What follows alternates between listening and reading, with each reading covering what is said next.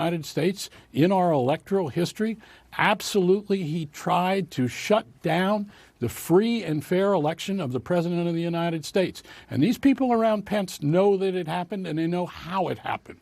Whether they are the ones who are going to talk or aides to themselves, we don't know yet. But there are a good number of people who have heard that there are people who are willing and want to talk about what happened, including in the so-called war room on January 5th, the day before the insurrection, in quotes, insurrections, and Bannon was among them, as were these aides to Pence who know some things.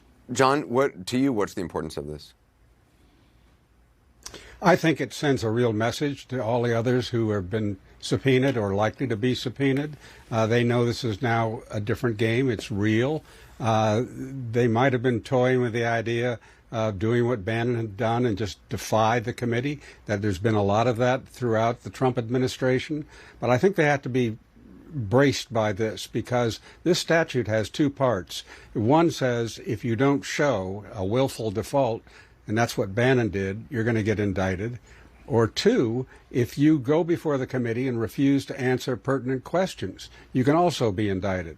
So they've got to be considering whether they're going to take the fifth, and I think we might see some of that, or how they're going to figure out whether to come true or tell the truth or not. And that's the only option here, Anderson. They've got to come and tell the truth. But, John, I mean, this doesn't necessarily mean that Bannon will suddenly be compelled to testify, right? I mean, what reason is there to believe that this will push Bannon, of all people, to do that?